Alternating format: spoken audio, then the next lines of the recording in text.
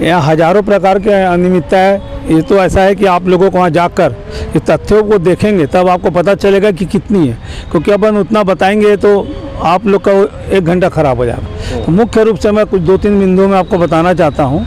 पहला जो बिंदु है, सबसे बड़ा जो है, प्रदेश में कुकुर मुत्ते की तरह स्कूल कॉलेज खुल गए हैं। 15 साल में जो हुआ है सब बीजेपी नेताओं के हैं, मंत्रियों के हैं। आज प्रदेश में सबसे बड़ा जो स्कूल है वो केपीएस स्कूल है और सबसे ज़्यादा अनियमितता वहाँ पे है, पर किसी अधिकारी के, किसी मंत्री के या किसी के भी उस स्कूल में जांच करने की क्षमता नहीं है। तो मेरा ईडी से अनुरोध है कि वो शराब माफियाओं की जिस प्रकार जांच कर रहे हैं, उससे बड़ा माफिया शिक्षा माफिया है, इस माफियाओं का भी ईडी द्वारा जाँच किया जाए।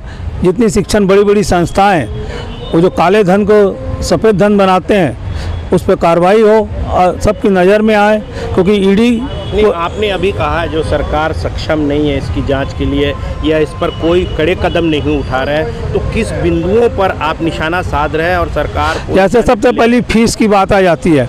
पूरे प्रदेश में फीस को शासन को तय करना चाहिए।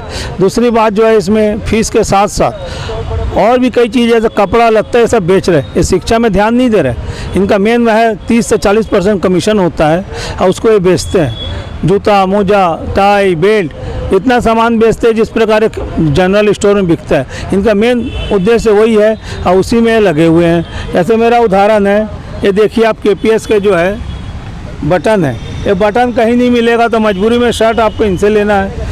ये मोजा में केपीएस लिखा है तो इन्हीं से लेना है। ये लड़कियों के लुप्पी लगे हुए देखिए मोनो हैमर टाइप का, ये आपको कहीं और नहीं मिलेंगे, टाइम में नहीं मिलेंगे। वो मैंने ऐसा कोई चीज़ नहीं है जो ये नहीं बेचते। सैनिटरी नैपकिन तक वहाँ 5 रुपये सिक्का डालने से मिलता है बच्चों को।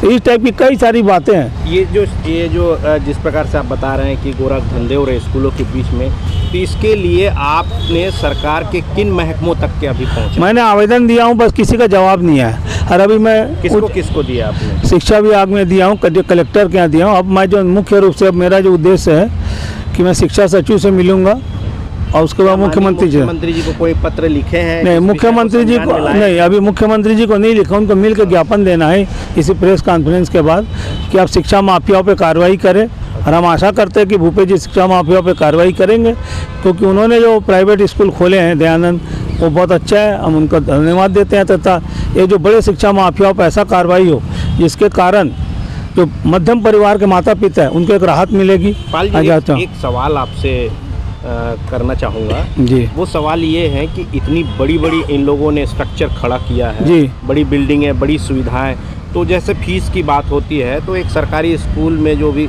सुविधाएं हैं उससे कहीं लाख गुना ज़्यादा वो सुविधा नहीं तो उपलब्ध करवा रहे। तो सुविधा बड़ी फीस लेना तो उनका नहीं, उसकी भी एक सीमा होनी चाहिए। फीस की भी एक दायरा होना चाहिए कि यहाँ इतना फीस उचित है, यहाँ इतना फीस उचित है। आप अपने मन से फीस तय कर लेते, आप अपने मन से बस का भाड़ा तय कर लेते, आप अपने मन से स्कूल का टाइम बदल देते हैं। जो शिक्षा विभाग ने एक मापदंड भी तैयार किया है उसको नहीं मानते इन लोग दूसरा टाइप से पैसा लेते हैं ना, उस पैसे को आप नहीं समझ पाएंगे। अच्छा, हेल्थ चिकित्सा साल भर का हेल्थ चेकअप के नाम से इतना रुपए, स्कूल में उसके नाम है इतना, और जो कार्यक्रम कराते हैं उसका इतना, ऐसा करके अलग अलग रेशियो में पैसा लिया जाता है ताकि वो पैसा आपको समझ में ना आए। अब जब आपको लिस्ट दिया जाएगा तो उसमें लिखा रहेगा कि आप अपना फीस इतना है, डोनेशन इतना है, हेल्थ का चेकअप इतना है, स्पोर्ट्स का इतना है, और भी जो कई परीक्षाएँ बाहर की होती है। तो किताबें महंगी होती है, 3-3 हज़ार 2-2 हज़ार की सेट किताबें लेना पड़ता है। ये सब चीज़ें जो है ना आम आदमी समझ रहा है, जिनके माँ बाप बच्चे पढ़ रहे हैं। तो बड़े लोगों की इससे कोई परवाह नहीं हो, फीस भेज देते हैं। तो जो मध्यम व्यक्ति की जो सपना उसको ये लोग चूर चूर कर।